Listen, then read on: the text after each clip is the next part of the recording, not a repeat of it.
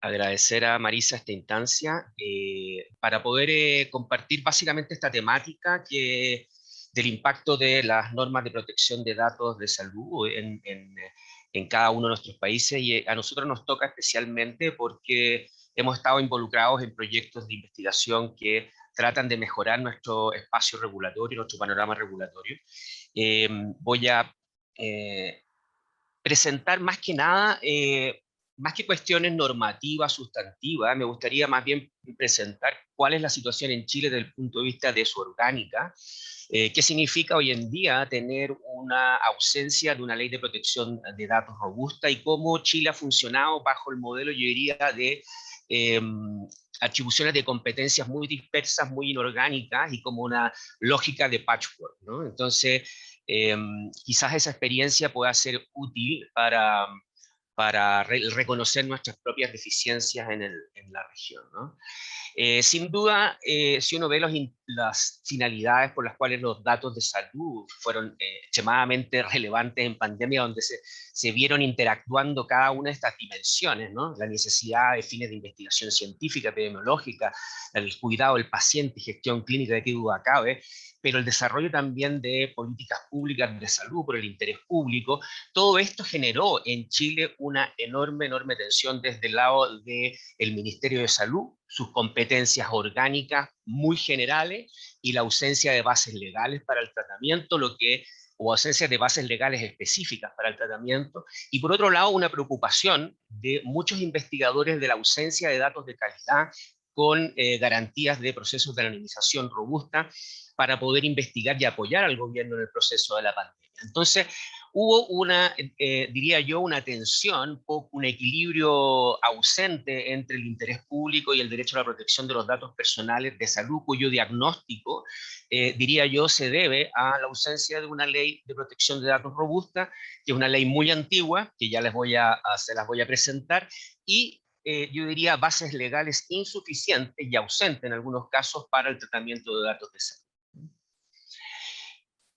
Nuestra ley se remonta al año 99, es una ley cuyos antecedentes tienen algunos proyectos de ley a inicios del gobierno democrático,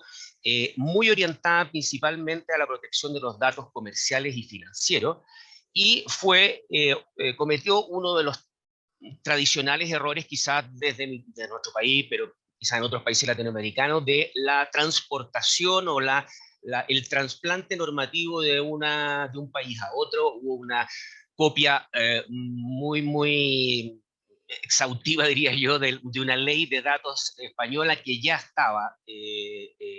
obsoleta. Por lo tanto, y nuestra legislación ya nació obsoleta, es decir, y generó quizá un beneficio. Uno de los beneficios fue quizás esta ley puede generar una nutrida doctrina en el ámbito académico respecto de las deficiencias de esta ley, pero dejándonos claramente con una ley que no contaba con la agilidad suficiente, sin agencia de protección de datos y, en otras palabras, sin capacidad de enforcement alguno, ¿no? Ausencia además de procedimiento engorroso, y todos básicamente los reclamos de datos personales se hicieron por vía de acciones de amparo. Las modificaciones que se hicieron durante los 20 años que llevamos de esta ley, 22 años, básicamente diría son modificaciones relativas a los datos comerciales y financieros, y actualmente estamos todos ansiosos, preocupados de cuál es nuestro futuro, con un proyecto de ley que pone a Chile bajo el mandato de la OECD de tener una normativa actualizada bajo los estándares del reglamento de la Unión Europea. Por lo tanto, después de estos 22 años, uno podría decir que nos hemos pillado con una ley muy deficiente que no ha sido capaz de dar cuenta de todos los desafíos de protección de datos de salud, especialmente en el área de salud digital, que ya voy a comentarles y que ha significado desde el punto de vista de la investigación esto. Nos ha enfrentado también a una organización sanitaria más compleja, y la pandemia también nos está planteando desafíos importantes respecto de cómo se están coordinando los hospitales públicos para el manejo de los datos y qué estándares o protocolos tienen para poder garantizar dentro de sus competencias públicas adecuadas garantías de protección. Y sin duda ya ciudadanos mucho más empoderados, ciudadanos más digamos, ciudadanos digitales que tienen conciencia esa cultura de protección de datos. En ese contexto, los avances que ha tenido nuestra legislación, yo creo que el más importante sería la reforma constitucional, que finalmente otorgó una protección específica a la autodeterminación informativa, que se añadió a el artículo 19, número 4 de los catálogos de derechos fundamentales, garantizando entonces el derecho a la protección de datos personales, y eso fue un gran avance en nuestra regulación. Y otro aspecto importante fue haber incorporado a través de la ley del 2017, la ley 2635, el principio de finalidad en tratamiento de datos personales de prestadores de salud, lo que atañe mucho a esta cuestión que vamos a hablar ahora. Y por último, respecto de los proyectos de ley, en concreto se sumaron 2 proyectos a partir del 2017 y hoy en día se está haciendo una tramitación en el primer trámite constitucional en el Senado, y se han hecho varias indicaciones desde el gobierno, y todavía este proyecto no tiene la fuerza necesaria para esperar que salga en los próximos años, y sin duda lo estamos necesitando. ¿Qué es lo que esperamos de este proyecto? Que eleve los estándares, como les voy a señalar al final, y especialmente garantice una agencia de protección de datos de la cual carecemos, ¿no? Que son las grandes deficiencias de nuestra actual ley, ¿no? Y la ausencia de enforcement de esta ley. Ahora, en lo que atañe a datos personales de salud, yo diría que todo nuestro sistema jurídico de respecto a la protección de datos salud pivota sobre una norma muy débil, digamos, es el tratamiento de los datos sensibles como una categoría especial de datos que invierte la regla general de tratamiento, y que establece la autorización de tratamiento de datos de salud por bajo 3 hipótesis, que son la autorización legal, consentimiento o datos necesarios para otorgar beneficios de salud del titular. Todas las leyes específicas relativas, por ejemplo, a derecho y deber de los pacientes e investigación remiten a esta ley y complementan algo, y así comienza nuestro, diría yo, régimen inorgánico y disperso respecto de protección de datos salud, ¿no? Donde los intereses y los fines han estado poco coordinados desde el punto de vista regulatorio, ¿no? Por lo mismo, yo creo que el avance más sustantivo ha sido el estatuto que se le dio a los datos de salud, o los datos contenidos en ficha clínica, a partir de la Ley de Derecho y Deber de los Pacientes del 2012, en que estableció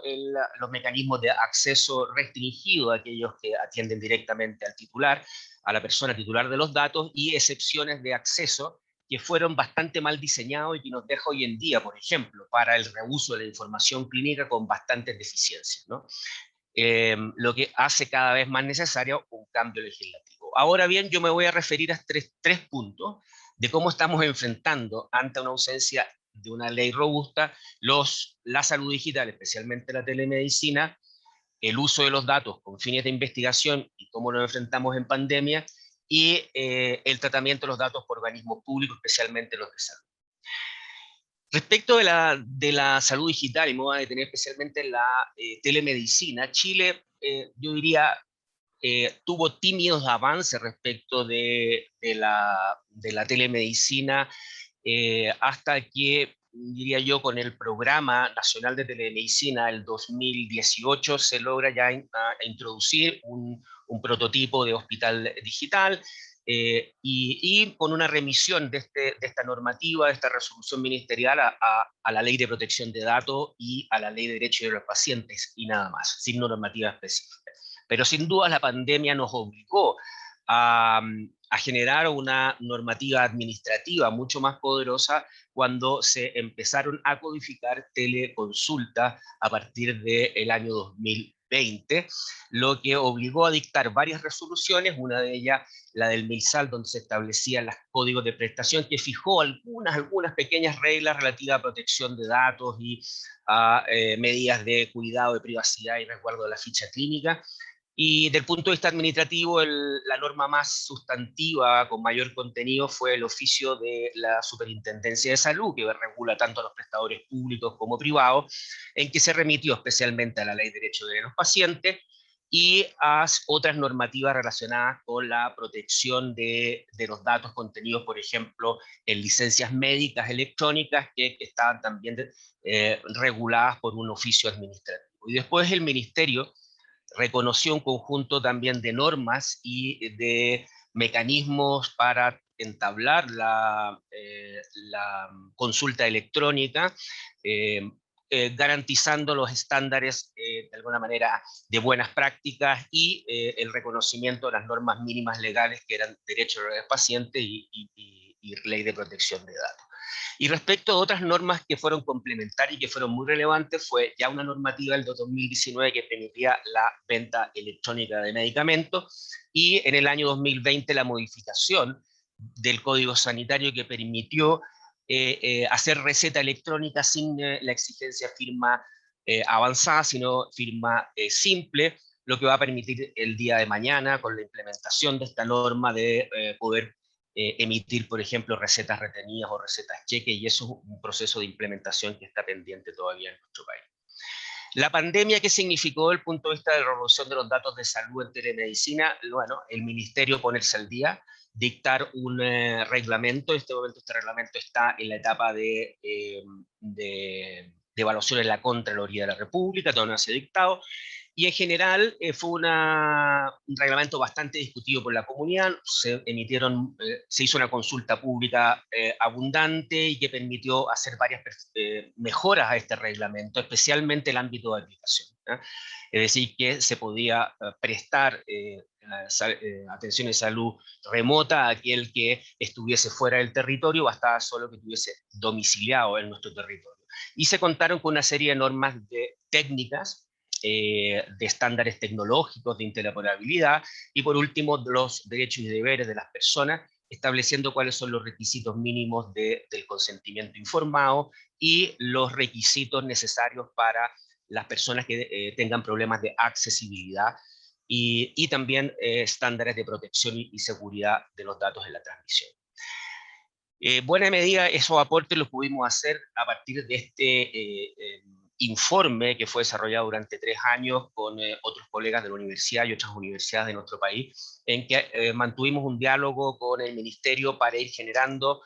propuestas tanto de buenas prácticas como jurídicas para la telemedicina y telesalud en Chile, y que actualmente están siendo recogidas por el estándar técnico del Ministerio en materia de telemedicina, que está pronto también a salir.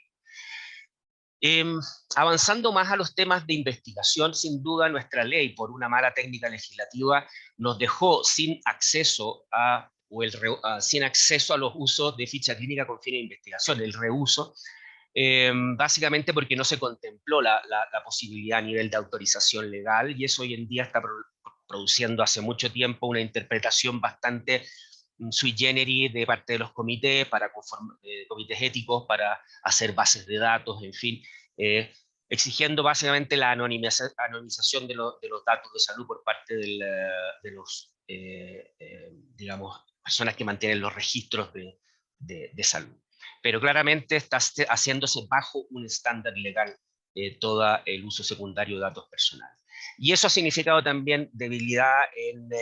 el régimen de protección de otros tipos de datos, digamos, sensibles de salud, como datos genéticos. Hoy en día la ley de investigación remite a la ley de protección de datos y da un par de reglas relativas a la protección para la transmisión y el almacenamiento, exigiendo la codificación y el consentimiento informado con fines de investigación. Eso ha sido preocupación de nosotros hace unos buenos años, especialmente cuando se trata de normar y regular los biobancos con fines de investigación. En 2016 nosotros sacamos este informe y ahora lo estamos actualizando con el objetivo de entregar al Ministerio de Salud prontamente un reglamento de creación de biobancos con fin de investigación y el uso, almacenamiento y cesión de muestras biológicas, con una comisión de trabajo interuniversitaria que está siendo liderada por nosotros. Por lo tanto, esto da muestras cada vez más del poco el diagnóstico que le está dando de tener cada vez un avance muy parcial, muy inorgánico, hasta que no tengamos una ley madura. Lo mismo pasó con el manejo de los datos personales de salud por los organismos públicos durante la pandemia, muchos de ellos sin una adecuada autorización legal y con falta de buenas prácticas entre, diría yo, los organismos públicos de salud, lo que nos yo a emitir para el Consejo para la Transparencia, que es el organismo que vela por la transparencia de los datos, pero también, por otro lado, por la protección de los datos personales en los organismos públicos, y en esa misión nos encargó hacer una evaluación y recomendaciones en esta materia para el uso de los datos en emergencias sanitarias, ¿no? Y con eso estamos trabajando también con el Ministerio de Ciencia para estándares de una cultura de datos en Chile con fines de investigación, que es lo que nos enseñó finalmente la pandemia. Es decir, existía lo que podríamos llamar una indeterminación de criterios ex antes de cómo los organismos estaban entregando a grupos de investigación los datos, básicamente por convenio y no por reglas homogéneas, una falta de estandarización, yo diría, en el acceso al dato en general, con fin de investigación. Y por otro lado, el cumplimiento de la protección de datos de una manera muy parcial, muy oblicua. En Chile, en ausencia de una ley por enforcement, se ha hecho principalmente por normativas como, por ejemplo, el misma acciones cautelares, y diría yo, la ley del consumidor tiene más fuerza hoy en día que la ley de protección de datos. Esto nos ha llevado a que necesitemos otra ley, y esta ley sí se pone a la altura del reglamento europeo, si bien requiere algunos ajustes en tanto de que hay una transliteración a veces equívoca del reglamento, pero sí mantiene un estándar en materia de datos, llamémoslo así, sensibles. El artículo 16 bis, yo creo, regula bajo las mismas reglas que el reglamento europeo, y lo mismo de lo que llamó datos biométricos dentro de los datos sensibles de salud, exigiendo ciertas condiciones que ustedes pueden ver ahí, pero que no escapan de lo que ya el reglamento europeo estableció, y estableció además categorías especiales, así lo denominó, aquellos datos tratados con fines históricos, estadísticos, científicos, estudios, investigación, y los datos de geolocalización, ¿no? Bueno, con esto termino y dar simplemente alguna, diría yo, reflexiones en torno al panorama regulatorio que tenemos en Chile. Lo primero, decir que se encuentra claramente con un régimen disperso, competencias dispersas y con deficiencias en la exigencia de la protección del dato, con el enforcement muy debilitado. En segundo lugar, a pesar de contar con legislación, la baja eficacia que tiene, ¿no es cierto? Y principalmente debido a la ausencia de una agencia de protección de datos en nuestra legislación. Y las normas que robustecen la protección de datos, como vimos, están en normativa que están más allá o fuera de la ley de protección de datos. Hay materias no reguladas, como los datos sensibles de salud y las categorías especiales que se contemplan en el proyecto de ley. Y por último, hay un marco inadecuado para las necesidades modernas, sin duda, de tratamiento de datos personales. Eso lo vimos en pandemia con el uso de tecnologías de información en salud, las aplicaciones apps que se hicieron en Chile, que claramente no tenían un estándar como lo exigió estas recomendaciones de la Unión Europea. Con eso termino y, bueno, dispuesto a cualquier consulta y a seguir conversando sobre estos temas en esta jornada. Gracias, Marisa, y un gusto haber participado con Marcia y Alejandra. Ya adelantaron temas más sustantivos, y yo me dediqué a hacer un análisis más de nuestros problemas orgánicos en Chile. Gracias. Muchísimas gracias, Alberto, por esta presentación.